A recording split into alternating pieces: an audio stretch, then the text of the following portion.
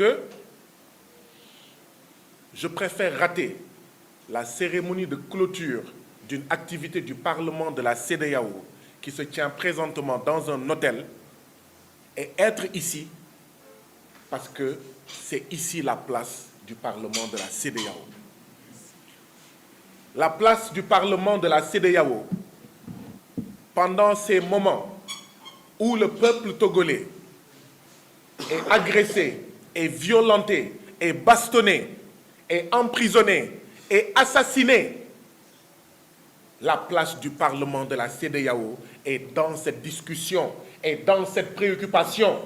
Quelle que soit sa position, le Parlement de la CEDEAO ne peut pas rester silencieux face à ce qui se passe aujourd'hui au Togo. C'est pourquoi, même si je dois être en retard, je dois accuser du retard à cette activité du Parlement de la CEDEAO, c'est ici notre place naturelle. Et bien sûr, j'en profite pour dénoncer le silence complice du Parlement de la CEDEAO. Je suis député de la CEDEAO, mais je ne suis pas fier de la posture de mon Parlement de la CEDEAO.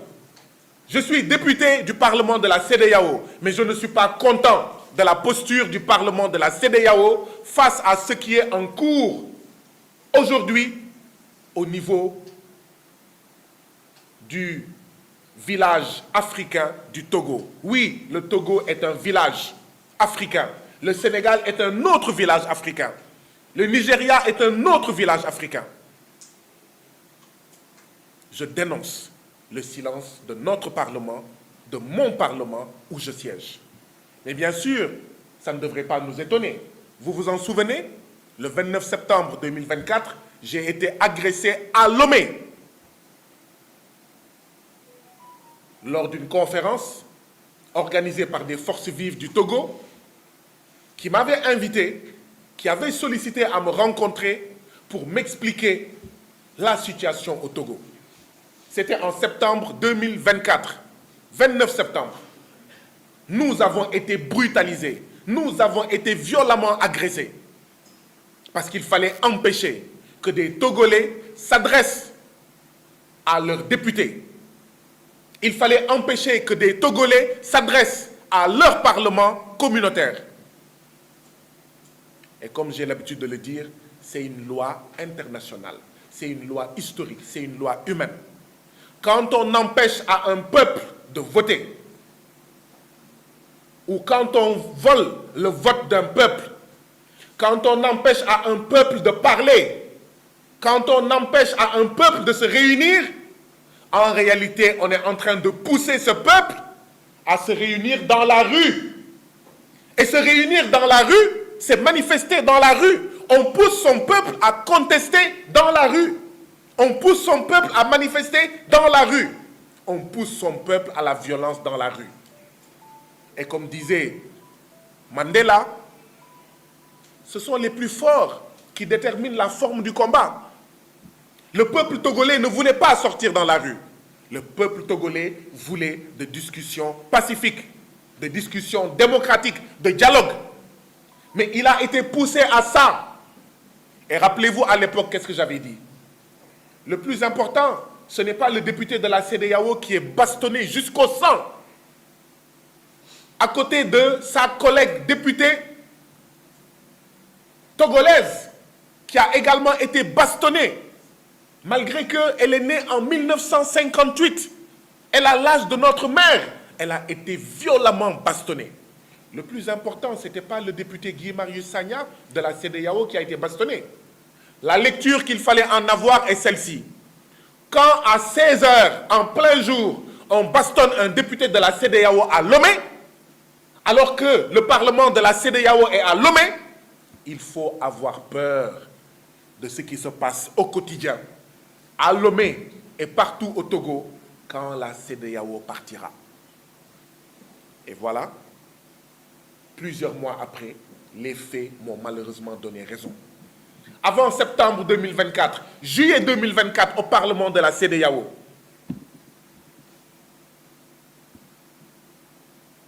j'ai critiqué la situation au Togo. Vous vous rappelez des vidéos? J'ai été apostrophé apostrophé par un député togolais.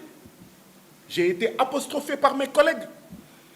Savez-vous que depuis juillet 2024, le bureau du Parlement de la CEDEAO a suspendu la retransmission en direct des sessions du Parlement de la CEDEAO, tout simplement pour ne pas montrer ce que je dis.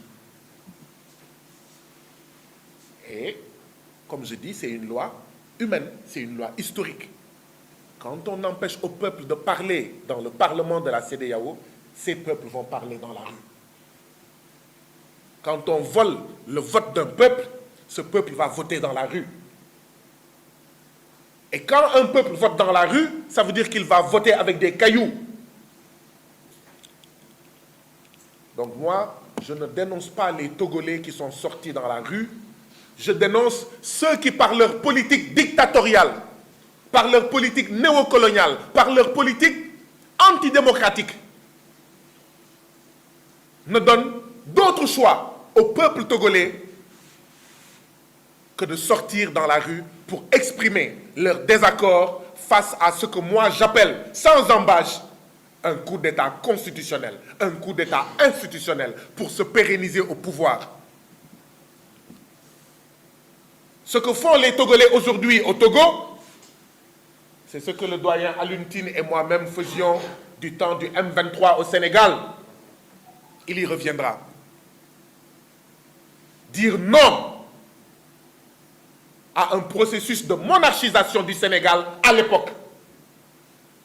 Dire non à un troisième mandat illégal et illégitime. Mais aujourd'hui, ce qui se passe, c'est que Faure Gnassingbé peut être président jusqu'à ce que la mort le sépare du pouvoir. Et moi, Sénégalais, je ne peux pas me taire parce qu'il y a guère longtemps, on s'est battu à coups de dizaines de morts, de plusieurs dizaines de morts pour empêcher cela ici. Oui, c'est pourquoi nous ne pouvons pas ne pas dire que nous sommes tous Togolais. Nous sommes tous Togolais. Et quand le camarade parlait tout à l'heure, il me souvenait la citation de l'autre qui disait « Je suis de la couleur de ceux qu'on persécute. Je suis de la couleur de ceux qu'on persécute. Sans aimer, sans haïr les drapeaux différents. Partout où l'homme souffre, il me voit dans ses rangs. Partout où l'homme souffre, il me voit dans ses rangs. Plus une race humaine est vaincue et flétrie, plus elle m'est sacrée et devient ma patrie. Plus une race humaine est vaincue et flétrie, plus elle m'est sacrée et devient ma patrie. Notre patrie aujourd'hui, c'est le Togo. Parce que le Togo est flétri, parce que le Togo est écrasé, parce que le Togo est agressé, parce que le Togo est violenté, parce que le Togo est opprimé, parce que le Togo est bâillonné. Et ce sont nos frères, ce sont nos sœurs, ce sont nos voisins. Nous avons vu il y a quelques heures le communiqué de la commission de la CEDEAO.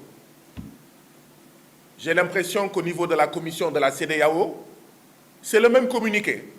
On ne fait que changer les dates et le nom du pays. Rien ne change. Quel que soit ce qui arrive dans le pays, c'est le même communiqué. On change la date et on change le nom. Quand j'ai été agressé, le Parlement de la CEDEAO, à travers son bureau, a fait un communiqué. Il y a plus de 7 morts au Togo. Le Parlement de la CEDEAO est silencieux. Est-ce que la vie d'un député de la CEDEAO vaut plus que celle de plus de 7 Togolais? Si le Parlement de la CEDEAO, je sais, contraint, et après près d'une semaine, a été obligé, n'ayant pas le choix, de faire un communiqué pour regretter ce qui m'est arrivé, mais comment il peut y avoir au moins 7 morts au Togo et le Parlement de la CEDEAO se tait? Comment il peut y avoir plus de 7 morts au Togo et la commission de la CEDEAO ne dénonce pas, ne critique pas, n'exige pas? Voilà ce qu'on appelle la CEDEAO des chefs d'État. Voilà ce qu'on appelle la CEDEAO des présidents. Voilà pourquoi nous nous battons. Certains, comme le doyen Alioune Tine, depuis plus longtemps que nous autres, pour la CEDEAO des peuples. Parce que ce communiqué de la commission de la CEDEAO, ce n'est pas la CEDEAO des peuples. C'est une CEDEAO qui est complice d'un dictateur qui s'appelle Faure Gnassingbé. C'est une CEDEAO qui est complice du fait que chaque jour, on ramasse des corps dans la lagune au Togo, à Lomé. C'est tout simplement inacceptable. C'est tout simplement scandaleux. Oui, je dénonce bien entendu, après avoir dénoncé mon Parlement, le Parlement de la CEDEAO, je dénonce la commission de la CEDEAO. Je dénonce la conférence des chefs d'État de la CEDEAO, qui se tait. Quand il y a des coups d'État militaires, ils sont pressés de sortir des communiqués. Mais quand il y a des coups d'État institutionnels, des coups d'État constitutionnels, ils se taisent comme des eunuques. Ils se taisent. Ils sont dans le mutisme. On assassine des citoyens. Oui, nous avions raison de dire « Je suis George Floyd ». Oui, nous avons raison de dire « Je suis Palestine ». Mais nous devons dire aussi